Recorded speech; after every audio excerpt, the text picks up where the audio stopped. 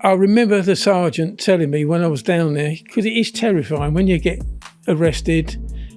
You hear the noise in the cells of people screaming, shouting, and the sergeant come down and said, "Why you're down here, you're mine." You don't say that when you're at a funeral. Oh my God. So you're telling the relatives that you've been knocking about at your dad's funeral? Yeah. On the first instant, I went to the police station, report she's assaulted me. She phoned the police station and said, I've assaulted her. I got beaten up in the cells by 4 officers, kneeling on my back, just doing what they like, punch me and that, but not a bruise. Ooh. And the camera was switched off, funny enough. One of the incidents, I even had the heart attack in the cells, in the police station. A heart attack in the police station? Yeah, I'm on my 4th heart attack now. And one of the ladies was witness when I got hit by a baseball bat by a tenant when she was with me. And I said to him, well, that wasn't very hard, even though there was blood coming down my head. My goal was to build an art gallery. All got destroyed by the police. I've worked all my life, paid me taxes, and I haven't got a voice.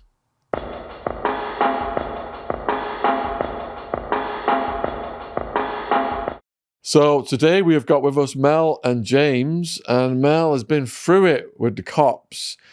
His wife, there was a divorce situation, but she decided to say that he was a wife beater. It's been going on for a very long time. The cops just ran with it without doing any investigation because they were told that was something they needed to target. So basically Mel got thrown under the bus on the altar of the police doing their job. But anyway, Mel had the resources to fight back and he's won his court cases, but he's going to tell us the harrowing tale. Where'd you start? It's incredible, really. You know, what was your life like before all of this happened? Well, we had my goal was to build an art gallery. It was quite successful. We had a lot of shops, accommodation, and there was some land we wanted to build on, but we didn't know. And I was told by the council, no, there's certain things. So I said, oh, can I build a gallery, art gallery, and studios? Yeah. And we took a long while. We got 3 sets of drawings before we got and the design of the gallery was lovely. It's all light, so 14 students can stay there free of charge. The gallery was open, it was very successful. Toby Brown, Andrew Hall, all displaying work in there. And my wife went in there and destroyed the artwork. Oh, no. Before you get to that, Mel, how did you meet your wife? In a disco in central London. What year was that? Oh, I don't know. I'm 76 now, so a long time ago. So you had a good period of your life with your wife before this all went. My wife is Polish and she argues a lot. It's just a fiery manner. James has got the same problem with me. He's got what we all say, nationality? Well, how we bonded, to be fair, we met in the sort of gym and the jacuzzi, and he sort of explained his life. It was quite an uncanny sort of setting, and I explained mine. And I would describe my wife as pure narcissist. Now, I'm Buddhist, I'm a good person, and she even showed me a painting. I had no idea what I was getting involved with this relationship, and it actually had a painting of the bright narcissist with the family torn apart and her face upside down. And then it was one of those shining moments, crowning moments, when I went, oh my word, that's what a narcissist is. So when you described your story and your controlling wife and what happened, it resonated, didn't it? We just went, I see what's going on. And you was heavily involved in the art world, wasn't you? And you built the gallery. You wanted to come and display. You wanted to use the gallery. Yeah. But yeah, so we built it. I built it up. It was perfect. I did it all without no funding, all for a charity. We got the gallery up and running. It was in the local paper, total success. And we just got to finish off the last part. We had a roof garden. Everything was in there, so it was health and well-being. Everything in the garden was edible. And then I got my second project in Spain, where I'll make money with selling art holidays and tennis holidays. And if there was any vacancies, the students come to Spain free of charge. All they got to do is pay for their flights. All got destroyed by the police. Were there any cracks in your relationship before? We've had issues with... we went to the Caribbean. We took her out. I took my dad. My mum just died, and we took my dad out with us to the Caribbean. He's old Cockney style. He couldn't get his head round of not having to pay for nothing. It's all. And we set up the meal ready to go in the Caribbean, and she see some flower arrangements on the table, and then Flip said it's like a coffin, but that's how they did it. So the restaurant didn't get no... My dad was confused, what's going on? Oh, she just flipped a lid. And that was just one incident, you know. She, when my dad died, she was telling my relatives, I haven't seen for a long while, I've been knocking her about. You know, you don't say that when you're at a funeral. Oh, my God. She was telling the relatives that you'd been knocking about at your dad's funeral. Yeah. Good grief. But I've kept myself sane because I can't... I've worked all my life, paid my taxes, and I haven't got a voice. That's what it feels like. And that's where I've gone into... I've had to train with David Lloyd. I go to David Lloyd tennis and to keep sane, because that's the only way. You're driven you mad. And especially when no one's listening. My MP's not listened. The IPC has not listened. CPS have not listened. The Chief Constable's not listened. The Commissioner's not listened. So where'd you go? Right, we're going to get to that. So, Mel, when did you start contemplating divorce? I didn't. I was told it was going to get a divorce in 2011. It never happened. She sold all the business, started to take the money out of everything. So you had all these businesses owned jointly and properties owned jointly, did you? Jointly, single, and, you know, but she had... I didn't even think of putting it in my name but a lot of it was in her name. And the divorce people said it's 50-50 afterwards, but she sold most of it. She sold one for 110, and within 8 weeks it went up for $500,000. So something went awry. So there was some alleged scamming going on there then. Yeah, I can't prove it, but it's... she tried to get my pension. I wanted half of my pension. Then we found out she had 4 private pensions, more than mine put together. But we can't do nothing now because it's gone. So were you still together while those shenanigans were going on? No. Soon 2011, I moved out. I stayed in the where my gallery was. There was accommodation there. I stayed there. I just kept my head down. Keep building.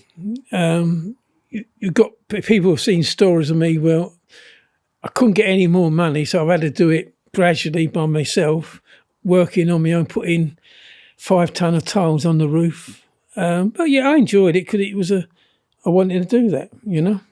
So leading up to the day in question then, where the cops get involved, what was the atmosphere between you and her like prior to that?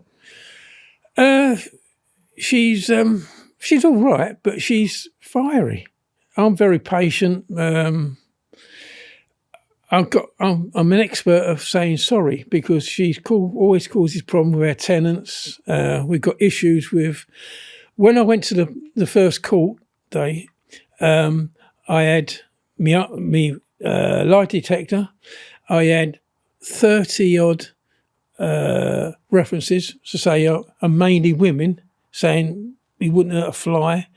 We used to deal with mental health issues, and one of the ladies was witness when I got hit by a baseball bat by a tenant when she was with me, and I said to him, "Well, that wasn't very hard, even though there was blood coming down my head."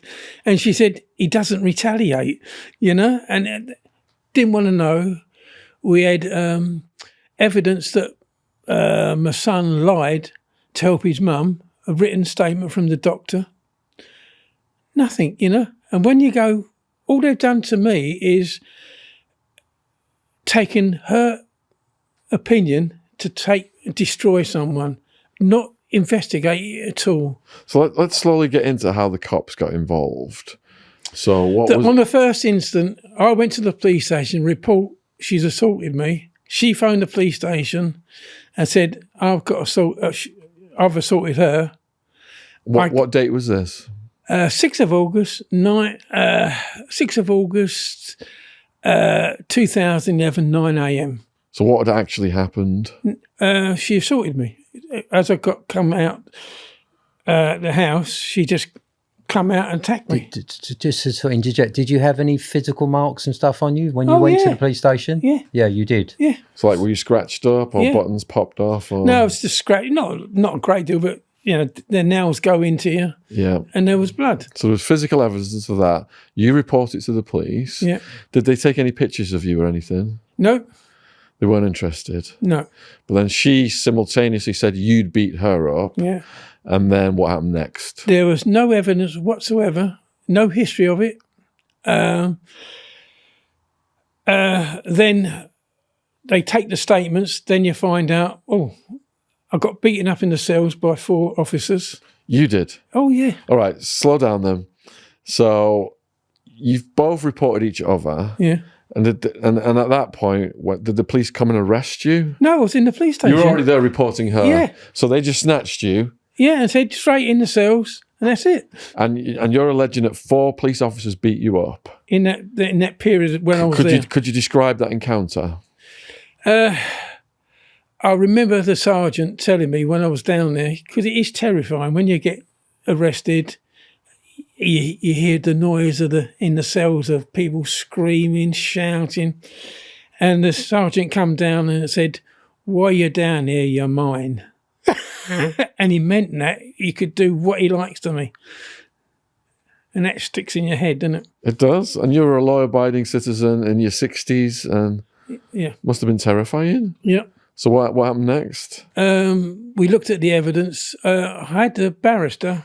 I didn't see her until the trial, and they used to call her Margaret Thatcher.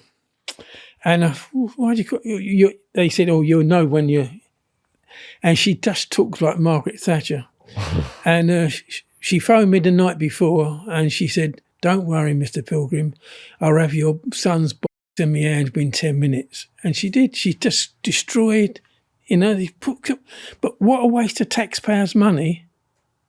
I got all my fees back off the state, all because they didn't investigate properly. So let's go back then. You said that 4 officers beat you. Are you okay to describe what happened, or is that too traumatic? I can't remember because it's 2011. Yeah. All I know is they come in, they're smirmy faces, they can do what you like. I've got a broken back, so I had to have a special.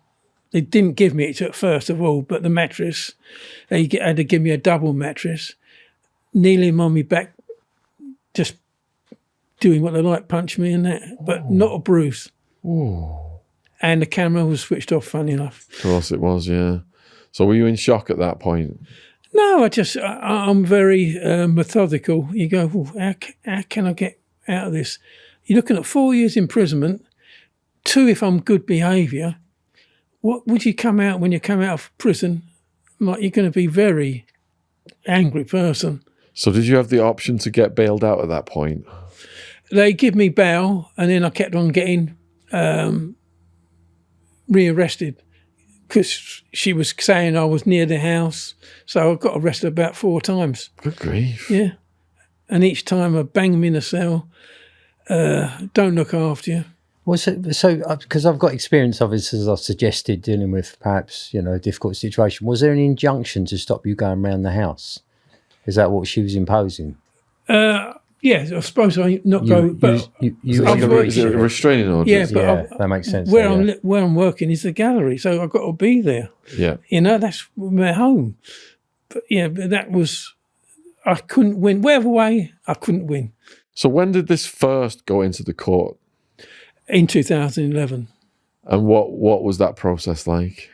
I always remember they put me in the dock, and all the women from the women's support team were fussing around her, giving a drink. I got nothing, and fluffing around, and they just pulled it apart. The case. It was just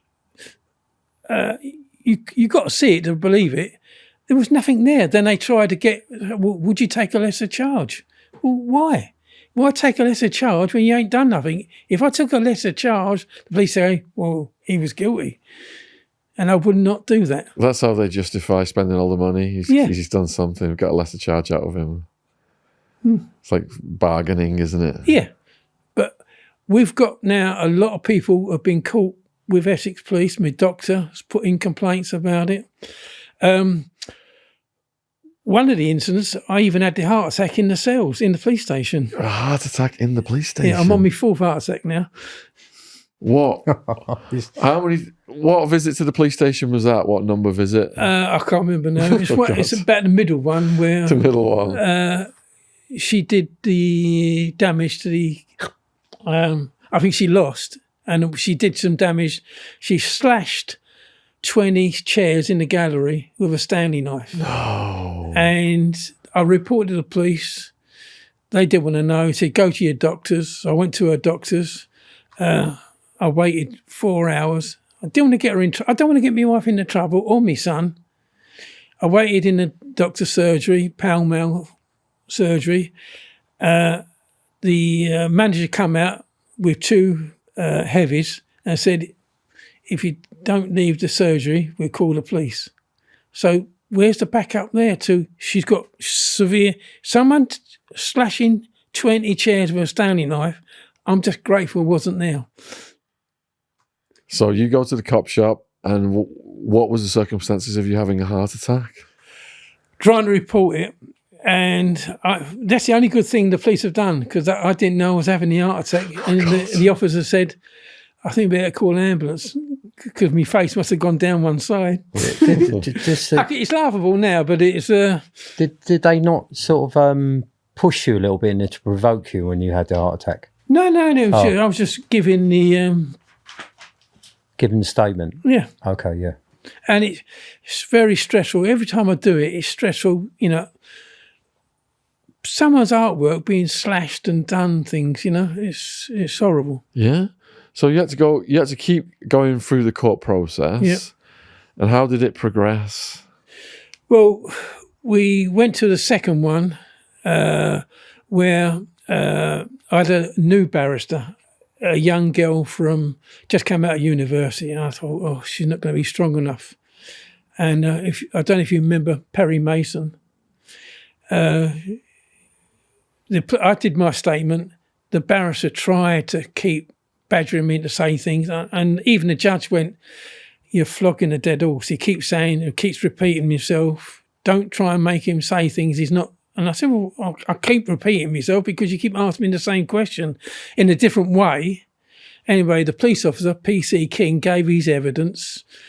And then I always remember my barrister walked up with her hands behind her back, looking at the scene again. Let's have a look at your body cam, BWV. And as it came up on the screen, bigger this, the judge went, well, that's not what you just said. You just lied in court. And then the other officer, PC Farthing, this barrister, see the video, and he was overheard trying to fit me up. And for this day, we still can't get copies of that under the Freedom of Information. Do you know specifically what he said? I didn't see it. But she said he was trying to fit you up. And we've had 2 barristers, several lawyers, and I think I've done 10 requests to get copies of it, and they won't give it to me.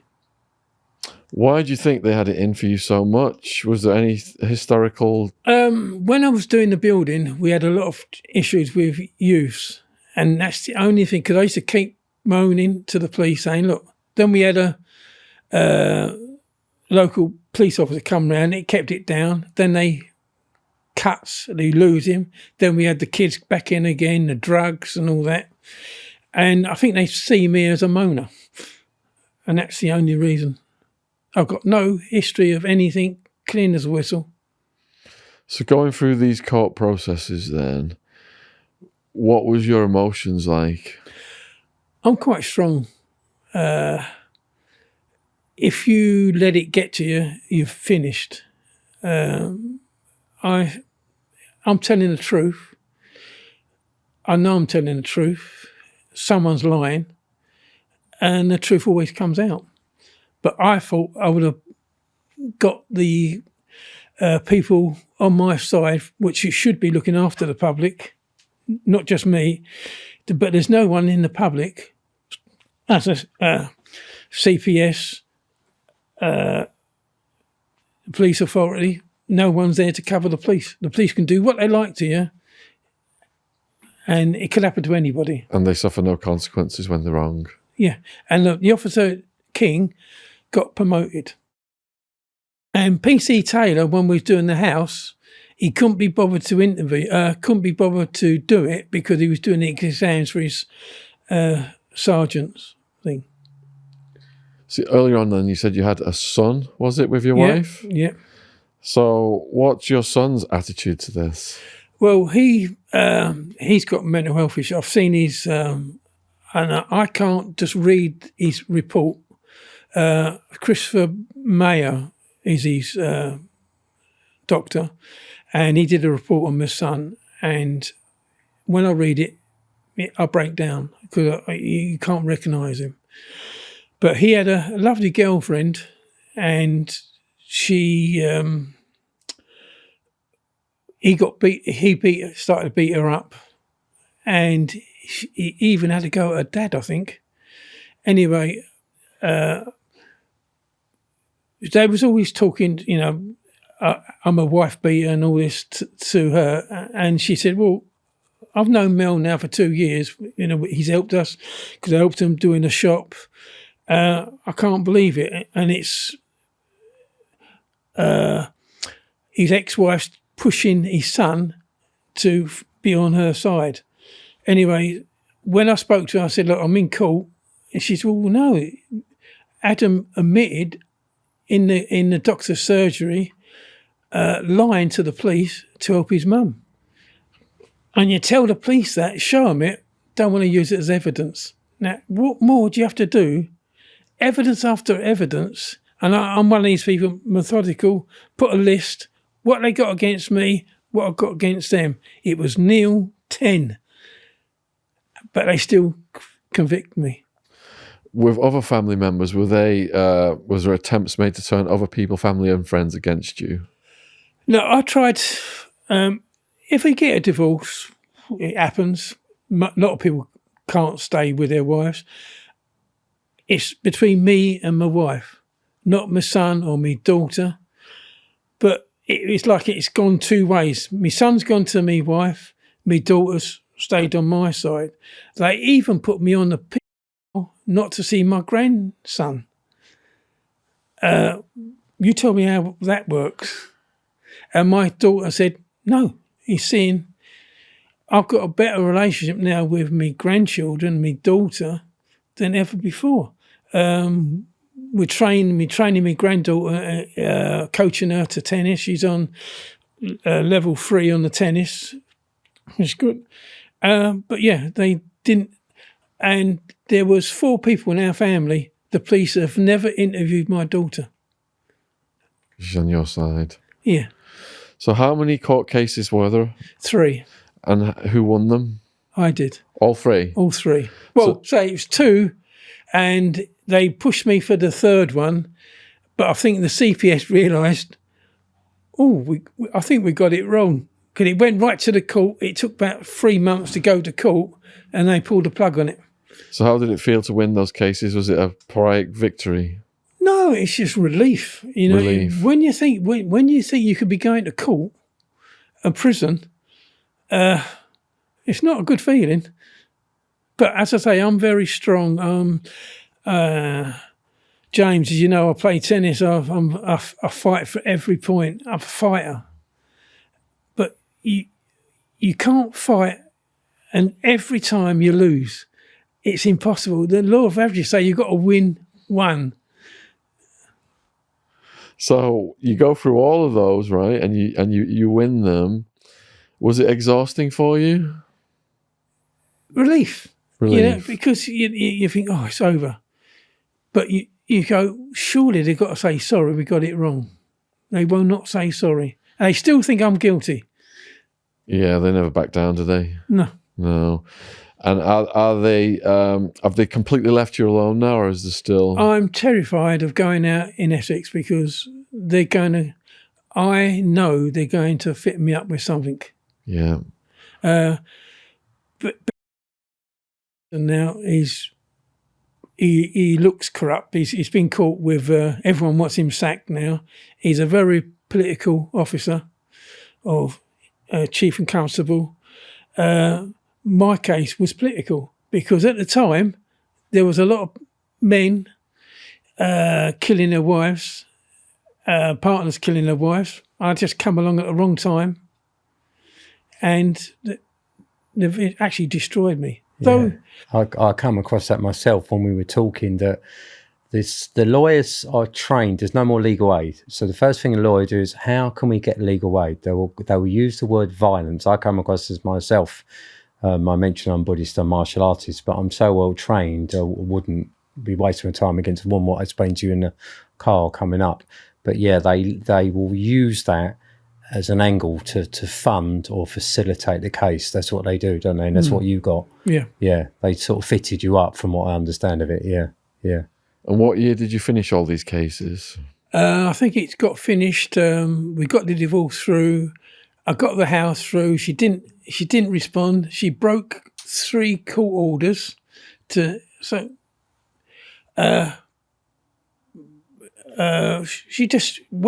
like Teflon.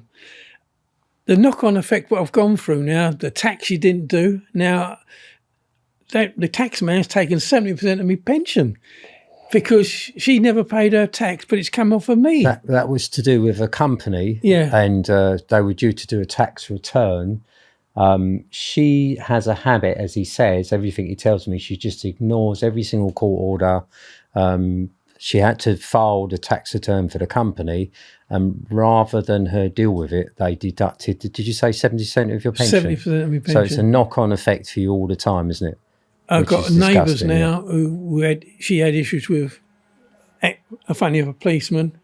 He's put a complaint in about a building I'm instructed with for my daughter. So whatever they got, if the police involved, my name comes up and they go, get him. Yeah, I mean, from what I understand of it and what you've been saying, and we've been building this for a long time, it's how we met because of the arts sort of scenario and trying to redevelop Studio 10, is you're tarnished. Everything you do, it's sort of, you're a wife beater. So every single thing seems to be, there's an obstacle in the way for you, isn't it? You can't move forward. It destroyed your life, didn't it? Well, by false we've allegations. got a second project in Spain, which I still haven't been there because I've got to wait for the court. Everything I've got to wait. It's just gone on too long. But what frustrates me, I can't win. And that's a horrible thing to say, isn't it? You got no justice. It's disheartening, isn't it? You lose your faith in humanity. Yeah. Now, if there was a copper getting beaten up, I say I wouldn't, but I would still step in and help him. But they've not done nothing to me.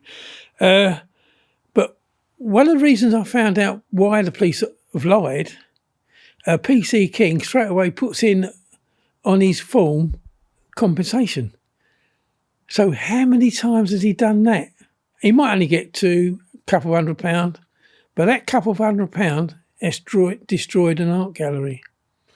So, has any local media expressed interest in you and your case? I've put it everywhere and no one wants to know. As soon as you mention wife beating, ooh, it's a hot potato. The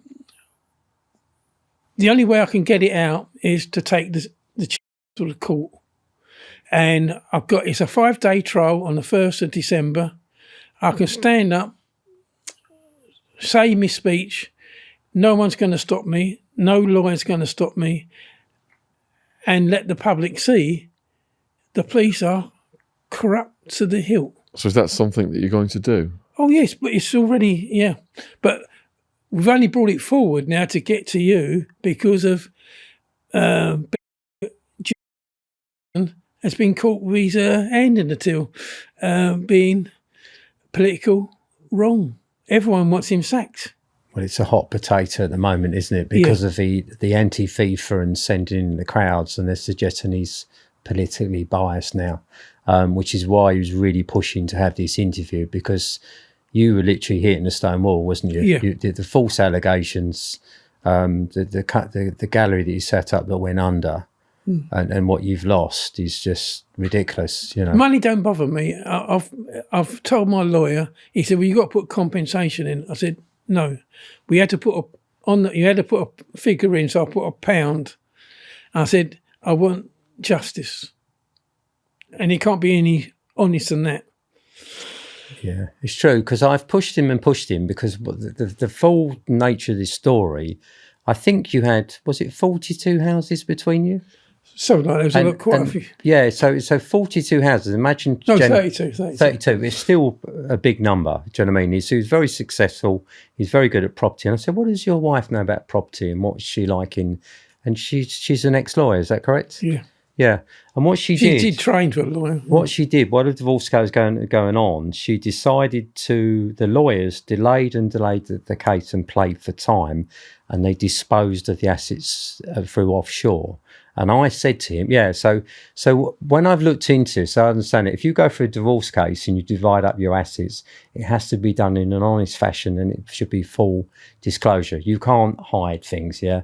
So being an ex-broker, I understood the business sort of theory of this. And I said, look, why don't you go after for the properties and you can reopen the divorce case? And I've even got offshore specialists.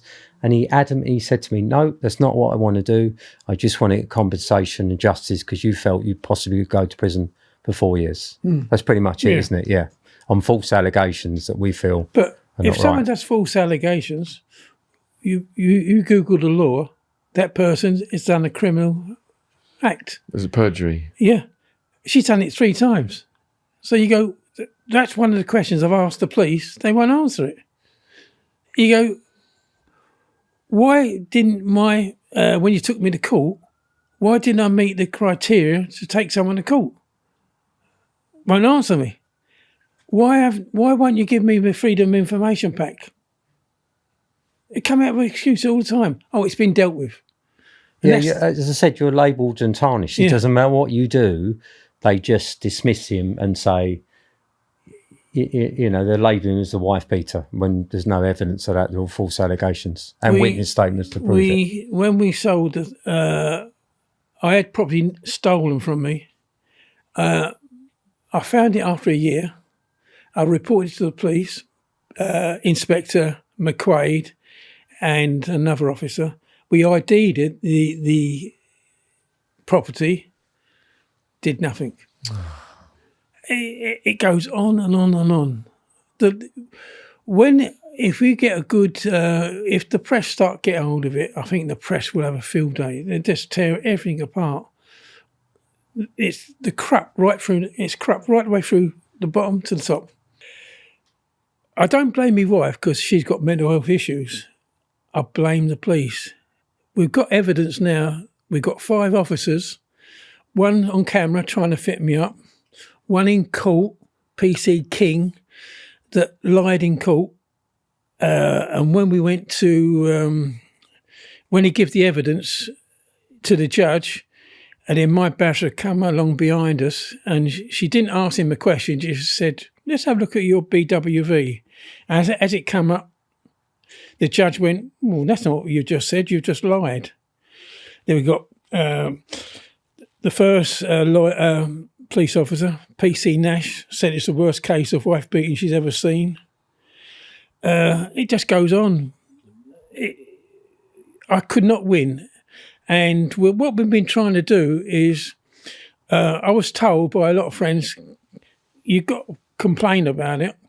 Go to your MP, which we had a new MP, got a Labour MP rather than, and he said, "Oh, it's the first job we're going to do, your case, and he's going to look into it." So he wrote a letter to the police and said, "Can you investigate what Mr. Pilgrim's saying about you've got corrupt officers?" We waited 7 months and they come back with, "Oh, it's all been investigated." So you can't take that as an answer. How can you investigate when quite clearly you got it wrong? So then he goes to the IOPC, asking, "We've got the questions. What's happened? Why have you taken this man to court 3 times? You've lost, and you still think he's guilty?" The IOPC come back, who's supposed to investigate it. "Oh no, the police have investigated it." That's it, and you can't put another one in because once they've give you the answer, so they didn't investigate it. The CPS, who was when it happened, was Starmer's was in charge of it. I didn't meet the criteria to be taken to court 3 times, just on hearsay of police and my wife. And both my wife and my son now have been proven they've got mental health issues. They should not have given witness statements where adult with them. Now the police are admitting she's got severe mental health. And that's how it goes. You just can't win. And then the police commissioner, Roger Hurst, it's his job to oversee bent coppers, said it's not his job. You Google his job, it is his job. So there's no safeguard in this country when the police have got it in for someone. So for the viewers watching this then, what do you hope to achieve by telling your story to them? James come up with the idea of rebuilding Studio 10 with my help, and he's selling. We found a site. We want to get donations. We started to get money coming in through my friends, and then hopefully, if it takes off, we get Studio 10 up and running. What it was for the community and mental health. But it's ironic, mental health destroyed it. As an art gallery, isn't it, basically? Yeah. And I've got the art side, which is coming on board as well, isn't it? Yeah. So people can contact you guys then? Yes, if they're interested. There'll be websites, etc. Yeah, that they can go on. Yeah. Is there any parts of Mel's story that he's missed out that we need to? No, I think when I tried to summarise it, I've known Mel a while, and I said, "Look, your life has been destroyed." I've asked him to perhaps go from a financial route to regain his losses and recoup what he's lost. But he's always said, "No, I want to go from a charitable point of view and re-establish the Studio 10." And that's exactly what we're developing, isn't it? Yeah. We've got the art company, which is James Barclay Arts, which is obviously my side of things, to sell the art, because I'm quite good at the sales side, being ex-broker and everything else and having huge client bases. And Mel's side is really for the sort of community, the mental health, and rebuilding the gallery. And when you look at what he developed, it was all just sheer hard work, wasn't it? Yeah. And the allegations destroyed your life and your what you was giving to the community, wasn't it? Yeah. And funny enough, ironically, the council said, "Oh, you can't have, it can't be overdeveloped." The bloke who bought it, I'm sure he gave the council a bung because he's overdeveloped it, and it was designed for art, big windows, roof garden, everything destroyed. It's just also corrupt, isn't it? Yeah, Yeah. I mean, you had an agreement in place that you were not allowed to he was develop going to it keep into it. flats. He was going to keep the gallery going for a year to see if it worked. Before the ink had dried, he changed his mind. We had an argument, and guess what happened? I got arrested. It doesn't matter. We've always said, if my wife stabbed me, the police will say, "You jumped on the knife." Is there anything I've left out, Mel, that you want to tell the viewers? No. If they like the story, get on board, help us fight for a new Studio 10, donate, help health and well-being and mental health, because the mental health in this country is rife, and we need at least one place rather than flats. So links for Mel and James will be in the description box below this video if you want to reach out and let us know in the comments what you think. Man, I hope things go good for you from here on out, Mel. It can't go any worse, can it? Cheers, James. Thank you. Thank you. Can't get any worse than that, can it? No.